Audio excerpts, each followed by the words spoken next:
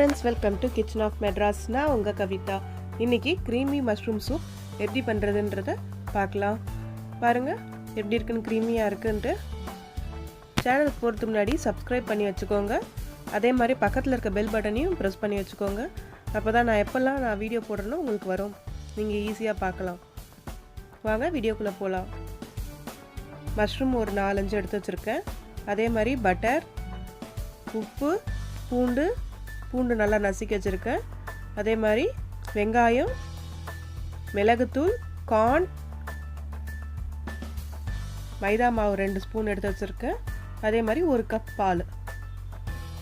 இதாங்க தேவையான பொருட்கள். எப்படி பண்ணுறதுன்றதை நம்ம பார்க்கலாம். எடுத்து வச்சிருந்த பட்டரை போட்டுக்கோங்க. பட்டர் போட்டோடனே எடுத்ததுன்னா இடித்து வச்சிருந்த பூண்டு போட்டு நல்லா வதக்கி எடுத்துருங்க. அந்த கார்லிக் ஸ்மெல் நல்லா இருக்கும். அதே மாதிரி அரை வெங்காயம் எடுத்து வச்சுருக்கேன். அரை வெங்காயத்தையும் போட்டு கொஞ்சம் நல்லா வதக்கிடலாம். வதங்கின உடனேவே எடுத்து வச்சுருந்த மஷ்ரூம்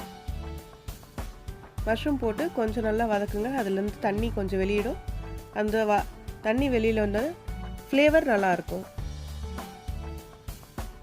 கார்ன் போட்டுக்கோங்க.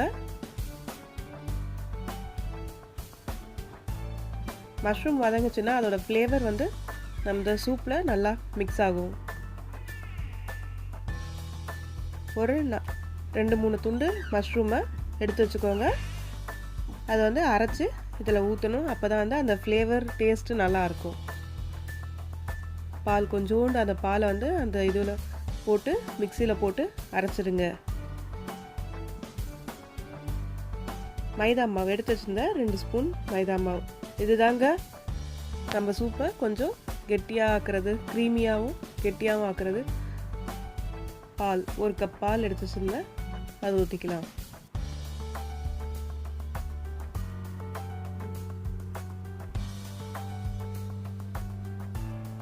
எடுத்து அரைச்சதுங்க.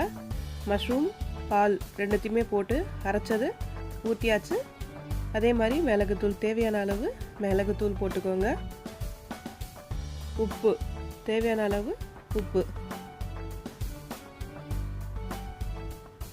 பாருங்க எவ்வளோ க்ரீமியாக இருக்குது. உங்களுக்கு கொஞ்சம் தண்ணியாக வேணும்னா நீங்கள் முன்னாடியே எடுத்துடலாம். ரொம்ப க்ரீமியாக வேணும்னா கொஞ்சம் நேரம் ஆனோடனே ஒரு 5 நிமிஷம் கொதிக்க விட்டாலே க்ரீமி ஆகிடும். பாருங்கள் மஷ்ரூம் சூப் எப்படி இருக்குன்ட்டு. க்ரீமியாக இதை நீங்கள் செஞ்சு பாருங்கள். உங்களுக்கு பிடிச்சிருந்துச்சுன்னா லைக் பண்ணுங்கள், ஷேர் பண்ணுங்கள், சப்ஸ்கிரைப் பண்ணுங்கள். பக்கத்தில் இருக்க பெல் பட்டனையும் ப்ரெஸ் பண்ணிவிடுங்க. தேங்க்யூ.